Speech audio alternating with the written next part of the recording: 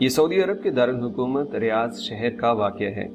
ایک نیک خاتون رمضان المبارک کے مہینے میں ہر روز افطار کرنے سے پہلے تمام بچوں کو اکٹھا کرتی اور ان سے کہتی کہ جو کچھ میں کہوں اور کروں تم بھی وہی کہنا اور کرنا۔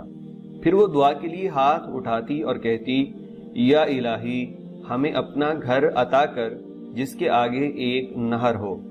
تمام بچے بھی ہاتھ اٹھاتے اور کہتے، یا الہی ہمیں اپنا گھر عطا کر جس کے آگے ایک نہر ہو۔ اس خاتون کا شوہر ہنستا اور کہتا، اپنے گھر کی بات تو چلو سمجھ آتی ہے، لیکن یہ گھر کے آگے نہر ہونے کا کیا مطلب؟ اس صحرائی علاقے میں نہر بھلا کہاں سے آئے گی؟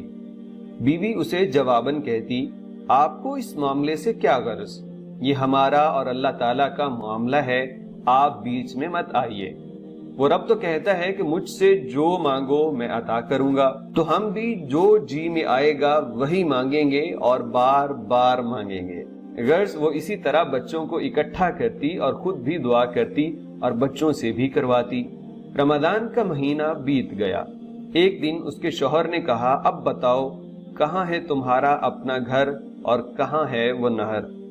خاتون نے بڑے یقین سے جواب دیا کہ اللہ تعالیٰ ہمیں ہمارا گھر ضرور دے گا، وہ ہماری تمام مرادیں پوری کرے گا۔ اس سے اگلا واقعہ وہ خود بیان کرتی ہیں اور کہتی ہیں کہ میں شوال کے 6 روزے رکھ کے فارغ ہوئی تھی کہ ایک روز بڑا عجیب واقعہ پیش آیا۔ میرے شوہر عصر کی نماز پڑھ کے مسجد سے نکل رہے تھے کہ ریاض کے ایک امیر آدمی نے ان کا راستہ روک لیا۔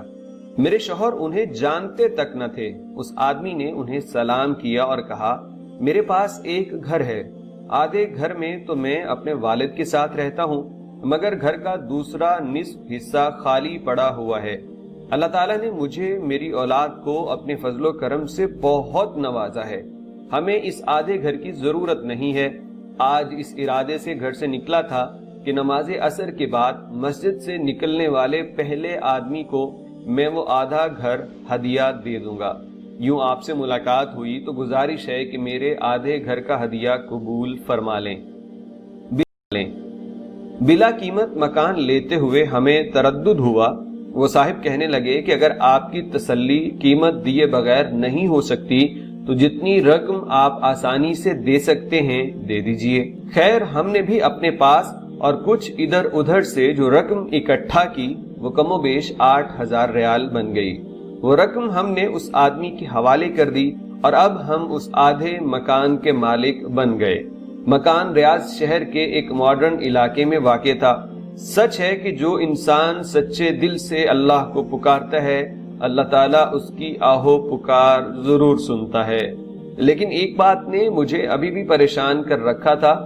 میں نے اللہ سے جو گھر مانگا تھا اس کے آگے نہر ہونی تھی۔ مکان تو مل گیا پر اس کے آگے نہر نہیں تھی۔ میں نے ایک عالم دین سے پوچھا کہ اللہ تعالیٰ تو فرماتا ہے کہ مجھ سے جو مانگو میں تمہیں عطا کروں گا۔ میں نے اللہ سے نہر کنارے گھر مانگا تھا، گھر تو مل گیا لیکن نہر نہیں ملی۔ ان عالم دین کو میری دعا اور میرے یقین کی قبولیت پہ بڑی حیرت ہوئی۔ انہوں نے دریافت کیا کہ اس وقت آپ کا گھر کہاں ہے اور اس کے سامنے کیا ہے؟ میں نے کہا کہ اس وقت ہمارا گھر ایک خوبصورت مسجد کے سامنے ہے۔ عالم دین مسکرائے اور فرمایا، یہی تو نہر ہے۔ پھر انہوں نے میرے سامنے حدیث مبارکہ بیان کی۔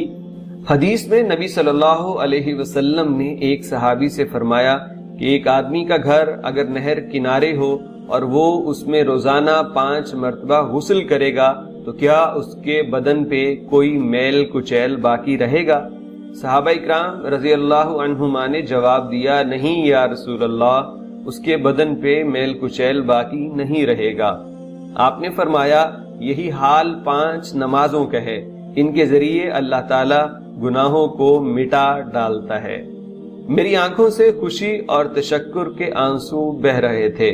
بے شک میرے رب نے نہر کے سامنے گھر عطا کر دیا تھا۔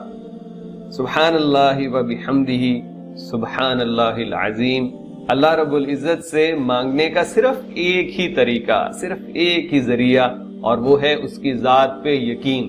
اسلام کی پوری تاریخ اٹھا کے دیکھ لیجئے، جو یقین والے تھے وہ تر گئے، وہ کامیاب ہو گئے، انہوں نے ناممکنات کو ممکن کر ڈالا اللہ کے حکم سے۔ ان کے پاس طاقت ایک ہی تھی اور وہ طاقت تھی یقین کی طاقت۔